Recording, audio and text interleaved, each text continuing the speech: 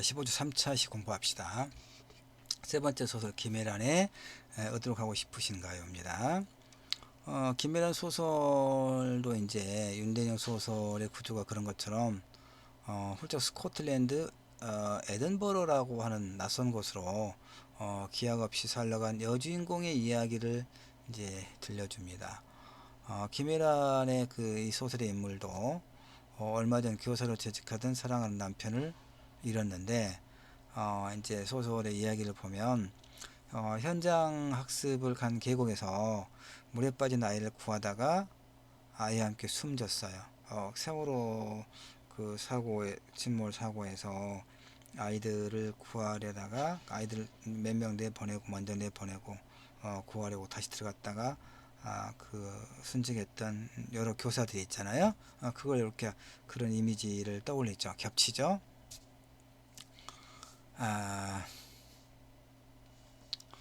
그래서 이제 이제 주인공의 이런 사정을 감안한 사촌 언니가 남편과 휴가를 떠난 여름 2달 동안에 이제 자기 집에서 머물다 가라 이런 제안을 해서 이제 이 뭐 스코틀랜드 에든버러라고 하는 곳으로 이제 가는 거예요.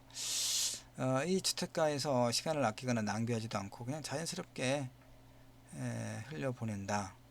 시간을 아끼거나 낭비하지도 않고 그저 자연스럽게 하여튼 뭐 무리할 때는 이제 스마트폰 음성 인식 서비스 프로그램 시리와 무심한 대화를 나누고 나중에 밑에 보면 이제 이 아래쪽 보면 시리가 매우 중요하다 뭐 이런 얘기 나오는데 좀 더 보고요.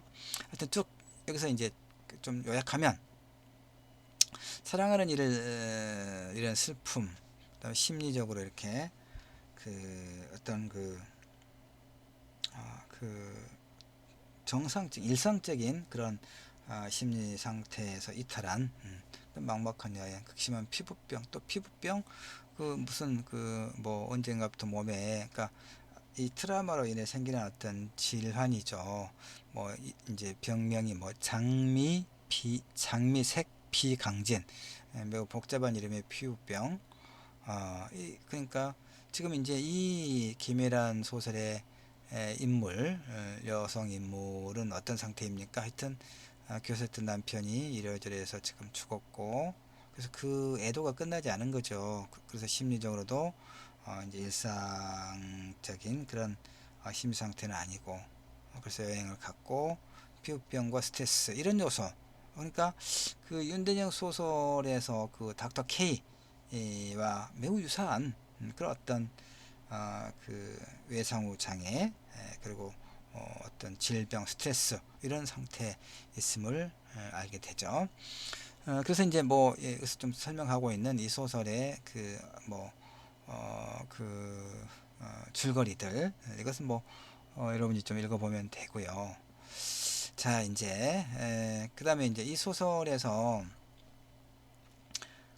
익산 중학생과 또 아이를 구하다 함께 숨진 교사 이야기를 유족 입장에서 서술한 방식을 통해 우리는 어렵지 않게 세월호 참사 상황을 연상하죠.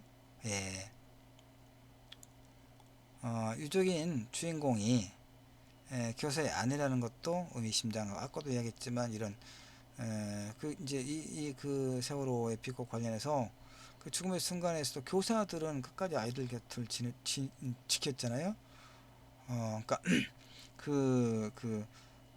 이제 세월호의 선원들은 100% 살았어요. 그들 중에서 한 명도 죽지 않았죠. 물론 이제 내가 이제 소설도 장편 소설도 좀 쓰려고 관련된 소설을 쓰려고 자료를 굉장히 많이 모으고 검색을 했는데 보니까 사실은 우리가 잘 알려지지 않은 죽음도 너무 많아요. 세월호 관련해서. 그러니까 아르바이트로 이를테면 이 세월호에 서 아르바이트 하던 아주 젊은 그러니까 이제 뭐 고등학생이나 대학생 정도의 그 정도의 아주 젊은 두 명인가 그야말로 흔적도 없는 거예요. 추모도 안 해주는 거죠. 누가 이런 죽음도 있고 그래요.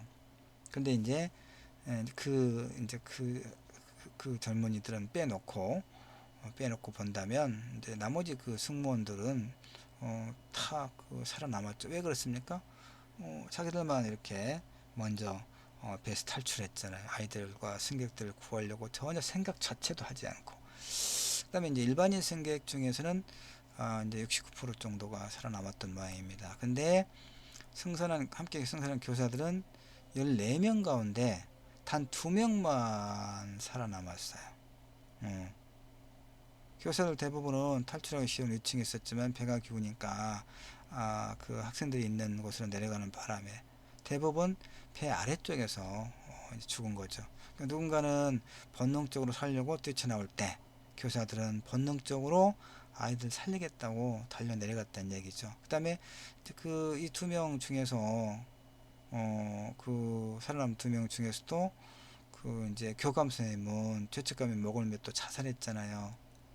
자살했고 또 2명의 교사는 이제 이 아이들을 살리기 위해서 그 배에서 나오지 않고 그러다가 아이들과 함께 죽었던 그 2명의 교사는 세상에 기간제 교사라는 이유로 순직 처리도 인정받지 못했잖아요. 그 뒤에도 뭐 그 법원에서도 계속 이 뭐 정부도 그렇고 법원도 그렇고 이 기계적인 어떤 적용과 판결로 그 끝까지 대법원에서도 아마 그랬을 거예요. 기간제 교사는 이유로 순직 처리. 예. 그래서 어디로 가고 싶으신가요? 이 김혜란의 소설은 그런 이제 교사의 유족을 등장시켜서 우리가 소홀히 생각했던 세월호 참사 또 다른 어떤 비극적 당사자를 이제 소환하고 있는 것을 알 수가 있죠. 깊은 슬픔과 고통의 징후는 그 피부 발진, 걷잡을 수 없이 악화된, 그러니까 그 가려움증은 사실은 통증의 다른 이름일 수 있는데 이게 스트레스가 극심할 때 사실 뭐 대상포진 같은 그런 그 이제 눈에 두드러지게 나타나는 어떤 통증을 동반한 가려움증, 그다음에 이런 가려움증이라고 하는 게 바로 그런 스트레스와 굉장히 밀접한 관련이 있거든요. 그런데 낯설기 짤기 없는 병명이 암시하듯이 드러나는 부위도 없고 생명에 치명적이거나 하는 정도도 아니어서 다른 사람들이 볼 때는 뭐 별것이 아닌 것처럼 보이지만 이 주인공에는 견딜 수 없는 그런 고역이겠지요. 매일 구체적으로 그걸 감각하면서 병증을 스스로 확인해야 되는 이 고통이 또 견디기 힘든 이제 곤혹스러움이죠. 그건 뭘 의미합니까? 충분하게 애도되지 못한 아직도 애도의 그 과정을 겪고 있는 어떤 그 심리적 스트레스, 고통과 우울증을 상징하고 있는 하나의 그 질환이죠. 징후죠. 이 가려움증, 피부병이라고 하는 게. 자, 그런 상황에 이 김혜란의 소설 인물이 그런 상황에 처해 있다는 것을 우리가 이제 알고 넘어가죠. 그래서 쭉 보면 이제 그 시리 그 에든버러에서 이제 혼자 그 적막하게 시간을 보내는 주인공이 유일하게 의지하는 대상이 시리, 지능형 개인 비서 기능을 수행하는 애플의 뭐 소프트웨어. 시리 지금은 그 우리 집 TV도 그 지니가 아니라고 하나요? 그 별로 내가 사용하지 않아서 지니야 그러면 예 대답하고 이렇게 뭐 JTBC 뉴스 좀 켜줘 뭐 이렇게 하면 정말 해주던데요. 예. 자, 하여튼 시리는 지금 쓰고 있나요, 여러분? 시리는 하여튼 뭐 이런 소프트웨어인데 자연어 처리를 기반으로 질문에 대한 답변을 추천하거나 앱 검색을 수행하는 뭐 그런 소프트웨어라는 얘기죠. 하여튼 근데 남편이 원래 이제 생전에 시리와 대화를 나누면서 이렇게 시간을 소일했다 이런 얘기예요. 그래서 남편의 꿈을 꾸다 깬 어느 밤 주인공은 시리와 대화를 하다가 남편의 애친구를 만난 것 같은 그런 반가운 기분을 느꼈다는 거예요. 그래서 이제 거기서 이제 여기서 시리가 중요하게 이제 언급되는 것은 하나의 어떤 인간에 대한 A의 문제. 그러니까 표정을 알 수 없는 시리의 캄캄한 얼굴 위로 지상인지 영원히 모를 파동이 희미하게 지나갔다. 시리는 무척 곤란한 질문을 받았다는 듯 인간에 대해 포기인지 단념인지 모를 말을 했다. 뭐라 드릴 말씀이 없네요. 자, 이런 내 몸 어딘가에서 피식하는 소리가 났다. 나도 오랜만에 듣는 소리였다. 나는 그 웃음에 편안함을 느꼈다. 적어도 그 순간은 웃고 난 뒤 주위를 둘러볼 필요가 없었으니까. 그러니까 뭐예요? 남편이 그 남편이 죽고 사랑하는 사람이 죽고 그걸 충분히 떠나보내지 못한 그 애도 과정이 있고, 자, 그런 상태에서 자, 내가 배고프다고 밥을 허겁지겁 먹을 때 주변 사람들의 눈치가 보이지 않겠어요? 저 사람은 자기 가족이, 남편이, 아내가, 아들이, 딸이 죽었는데 지 배고프다고 저렇게 밥을 허겁지겁 먹는구나, 저게 사람인가, 이런 비웃음을 하겠죠. 근데 또 내가 웃고, 아니 웃을 수 있잖아요. 근데 내가 웃을 때 비슷한 맥락에서, 그러니까 눈치를 보는 거죠. 바로 그 얘기예요. 알겠죠? 이 부분은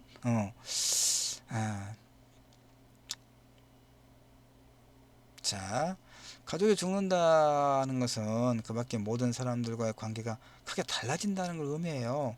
스스로의 고통을 감내하는 동시에 다른 사람들의 시선이 주는 고통도 참아내야 되거든요. 가족이라는 사람을 대하는 사람들 태도와 언어는 달라질 수밖에 없죠. 조심스러울 거니까. 연민과 함께 또 호기심, 또는 타인의 불행과는 관계없는 안도감, 나는 아니다라는 안도감. 그 순간부터 당사자는 사람들 앞에서 마음껏 웃거나 울거나 또 맛있는 음식을 먹거나 심지어 화장을 하거나 이것도 가능하지 않은 거죠. 그러니까 소위 말하면 유가족다움을 요구하는 거죠. 주변의 시선이. 어떻게 행동하든 그저 가족이란 가족 혹은 불행을 타고난 사람으로 여겨지고 또 그렇게 해야 되고, 그걸 벗어나면, 그러니까 그 카프카의 소설에서, 카프카의 소설 변신 말고 성 말고 심판 말고 또 뭐가 있나요? 엄마가 죽었는데 엄마의 장례식 가서 담배를 피우고 슬퍼하는 표정을 하지 않아서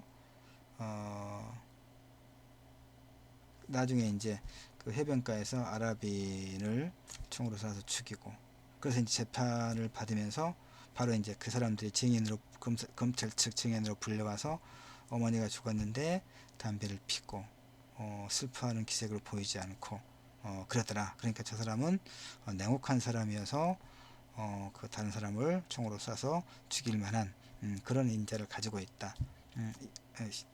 심판이었던가 언론 제목에 떠오르지 않나요? 이야기는 금방 설명했던 것처럼 알고 있는데, 그런 것처럼 바로 그거잖아요. 그게 그 유가족다움을 주변에서 요구 강요한다는 얘기죠. 근데 이제 이 그 애플리케이션 시리는 어때요? 기계니까, 프로그램된 기계니까 평정심을 잃지 않고 어떤 사적인 감정도 드러내지 않는 시리는 주인공에 대한 나름의 윤리적인 A를 지키는 듯 보이기까지 한다. 이런 얘기 알겠죠? 사람들은 그렇지 않다는 얘기입니다. 자, 그런 이제 이야기를 하고 있고요. 자, 하여튼 애도가 끝나지 않았다는 얘기입니다. 사랑하는 누군가가 죽었을 때 충분하게 그를 떠나보내고 일상으로 되돌아오지 못했다, 이런 의미예요. 애도가 끝나지 않았다는 의미는 세월호로 그 가족을 잃었던 사람들이 여전히 그러겠죠. 그러니까 왜 애도가 끝나지 않습니까? 내가 계속 이야기하고 있지만 그 죽음의 원인이 명쾌하게 밝혀지면 사람들이 이제 그 마음이, 그러니까 애도가 이렇게 끝나요. 그랬구나.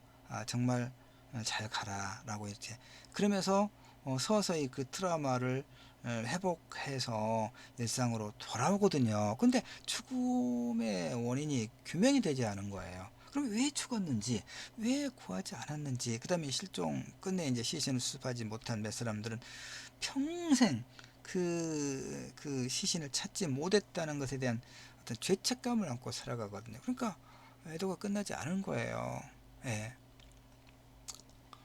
물론 이제 그 뭐 세월호뿐만이 아니라 현실에서 일어나는 이제 많은 어떤 죽음들, 굉장히 우리나라는 실종되고 어, 그런 아이들도 많고 또 여성들도 있고 의외로 굉장히 그렇더라고요. 그러니까 그 가족들은 평생 그렇지 않겠어요? 예. 자, 그래서 이제 뭐 요건 그렇다는 얘기고요. 넘겨봅시다. 그래서 이제 뭐 그 편치, 예, 요건 뭐 넘어갑시다. 밑줄은 뭐 그어놨는데, 자, 하여튼 뭐 죽은 가족에 대한 기억을 공유함으로써 그들은 현재까지 함께 공유하게 되더라. 그건 죽는 순간 남편과 아이가 함께 꼭 잡은 손 같은 그런 것, 연대죠. 역시 연대. 자, 이제 마지막 봅시다. 마지막 그 네 번째 작품 김현수의 다만 한 사람을 기억하네. 세월호가 침몰한 다음 날 주인공이 이제 받은 이제 이메일에서부터 이 소설은 이야기가 시작됩니다. 주인공의 옛 연인이자 뭐 인디 가수인 희진이 공연을 위해 간 일본 요스야에서 이제 보낸 이메일입니다. 뜻밖에도 중년의 연장자들로 가득한 공연장에서 자작곡인 다만 한 사람을 기억하네를 부르던 희진은 갑자기 그 복받치는 울음을 참지 못하고 잠시 노래를 중단했다라고 이메일에 쓰고 있어요. 그래서 이제 이 공연을 주관한 그런 그 50대 후쿠다 준이라고 하는 이제 일본의 참여연을 만나요. 그래서 이런저런 이야기를 하다가 뭐 하얀 무덤이라는 노래에 대해서 노래와 관련된 이런 이야기를 쭉 합니다. 자, 이렇게 하고 그래서 이제 이 뭐 후쿠다 준 참의원 일본 의원은 뭐 이런 이제 계기를 통해서 한국 문화에 대한 관심을 갖고 그 다음에 이제 그래서 결국은 희진을 뭐 찾아냈다 뭐 이런 얘기를 하고 있는 겁니다. 그래서 2004년 희진과 주인공이 24, 26이던 시절에 일본 여행 중 치바현 사쿠라시에 있는 뭐 이런 데서 뭐 벽화를 보러 갔다. 근데 희진은 카페와 하얀 무덤 노래에 대한 기억은 까먹게 잊고 있었더라. 뭐 이렇게 이제 이런 소설의 이야기가 쭉 진행이 되고 있습니다. 이것도 여러분이 읽어보면 뭐 어려울 게 전혀 없겠죠. 그런데 자, 그러니까 이 소설 어떤 소설입니까?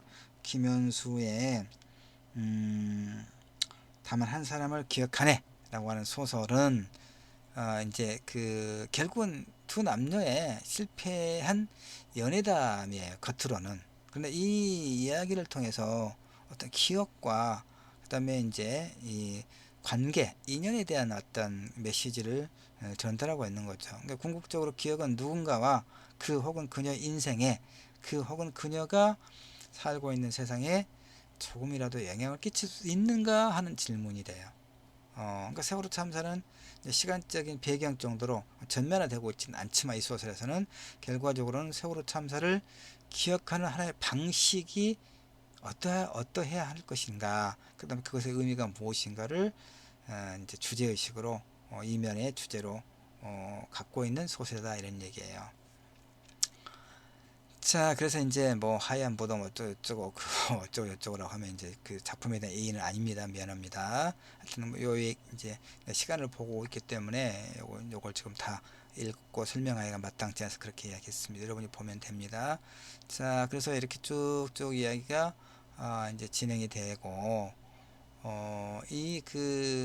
이제 이 논문이 좀 분량이 많습니다. 36페이지 정도 되니까 일반적인 논문의 길이보다는 좀 길어요. 그러니까 그 각 작품에 대한 내용을 이제 좀 그 소개하는 그런 부분도 좀 분량이 상당히 좀 많습니다. 보니까 자, 하여튼 그러니까 좀 더 이제 읽어보면 좀 더 그 상세하게 우리가 이들 각각의 소설을 읽지 않았더라도 뭐 상당할 정도로 각각의 그 텍스트의 서사 이야기는 뭐 그렇게 어렵지 않게 읽어보면 차분히 읽어보면 뭐 알 수 있는 것이죠. 나는 이제 그 간략하게 그 이야기를 압축해서 설명하면서 그것이 어떤 의미를 갖고 있는가를 지금 중심으로 여러분에게 다시 설명하고 있는 것이니까요.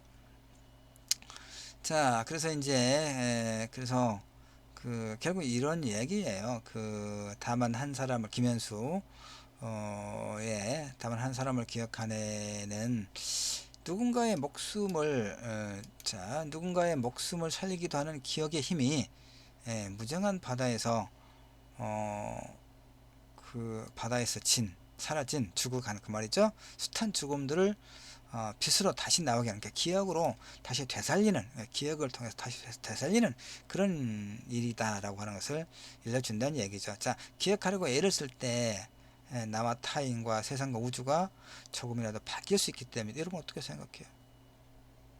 기억의 의미가 이거죠. 그러니까 우리가 되면 40년 전에 이미 어찌 보면 과거의 역사적 사건으로 이제 화석화된 5.18의 기억을 우리가 끊임없이 소환하는 것은 뭡니까? 그것이 죽은 역사, 지나간 과거가 아니라 그 역사의 어떤 교훈을 우리가 그 의미를 재구성하면서 그와 같은 비극적 사건이 재발하지 않도록 하기 위한 어떤 교훈들, 다짐들, 이런 것들을 이제 우리가 스스로 다짐하자고 하는 것이 바로 재현, 기억의 진정한 의미인 거죠. 4.16 세월호 참사의 기억을 이렇게 계속 문학을 통해서 재현하고 하는 것의 의미는 무엇이라고 볼 수 있겠습니까? 여기 나와 있긴 하네요.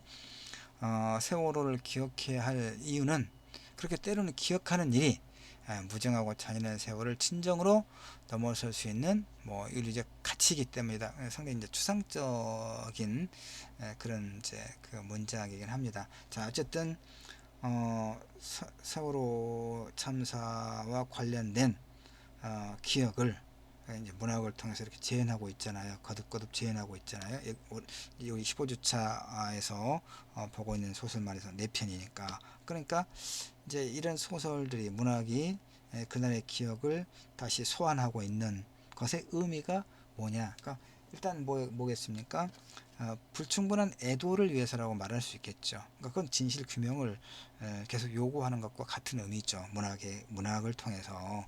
그리고 살아남은 자들의 가족, 희생자들의 가족과 그들을 기억하는, 그 비극적 사건을 기억하는 많은 사람들에게 진정한 의미에서 애도, 그러니까 그것은 진실을 규명하고 책임자를 처벌하고, 그래서 관련된 이제 법과 제도와 시스템을 고치고, 그래서 그와 같은 비극이 다시는 재현돼서는 안 되잖아요. 바로 그러니까 우리가 역사를 기억하는 것의 가장 근본적인 이유는 그와 같은 비극이 되풀이되는 것을 막자는 것이 이제 가장 중요한 거죠. 그게 이제 세월호와 관련된 소위 4.16 이 문학적 재현도 본질적인 의미는 바로 이제 그런 데에 있습니다. 그러니까 각각 4편의 소설이 다른 이야기를 하고 있지만 그 공통되는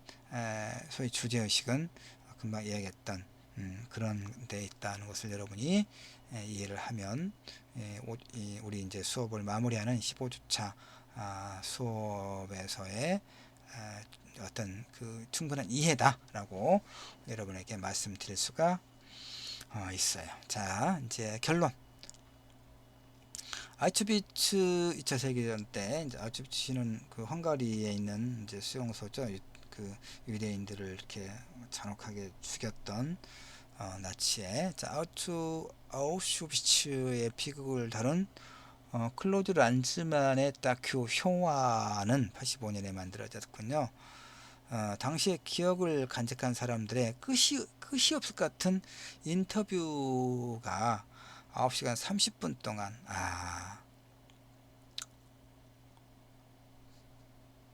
그러니까 홀로코스트 인정청소, 홀로코스트를 주제로 한 다큐라면 통상적으로 포함할 만한 사진, 영상 자료를 비롯해서 어떠한 설명적 내레이션이라든가 극화된 재현의 양식도 허용하지 않고, 오직 그런 그 비극의 기억을, 그러니까 그걸 체험하고 살아남은 사람들, 그래 그 인터뷰만 가지고도 세상에 9시간 30분 동안, 그럼 왜 이 클로드 란즈만이 그런 방식으로 이 다큐를 만들었느냐? 나치 강제 수용소에서 발생한 유태인 학살은 어떤 증거도 남기지 않고 너무나 철저하게 진행되었기 때문에 그렇다는 거죠. 그러니까 대량 학살의 핵심에 있었던 것은 기억이 철저한 말소란 얘기죠. 그걸 내부로부터 실증한다는 것은 근본적으로 불가능하기 때문에, 그래서 이제 이런 생존자들의 인터뷰만 가지고, 그러니까 기억을 지금 재현하고 있는 거죠. 그걸 통해서 그 이후 세대들에게 이와 같은 비극이 다시는 되풀이되지 않기를 소망하는 것이죠. 우리 이제 소위 그 세월호와 관련된 문학도 마찬가지라고 의미를 아까 설명을 했었죠. 자, 이 정도로 하고 이제 이 제일 마지막 뭐 기억의 윤리 그런 얘기입니다. 이 부분 뭐 이제 그 마무리하고 있는 부분이니까 여러분이 뭐 읽어보면 되겠습니다. 기억의 윤리, 아까 기억의 의미가 무엇인가 아까 설명했던 그런 부분입니다. 자, 여기까지 해서 3차 수업을 마치고 전체적으로 이제 15주차 우리 수업을 모두 일단은 마치도록 하겠습니다. 인사는 그 단톡을 통해서 지금 시간이 다 좀 지났기 때문에 그렇게 하고 공식적으로 15주의 전체 수업은 이걸로 마치겠습니다. 그동안 수고들 하셨고 고맙습니다. 감사합니다.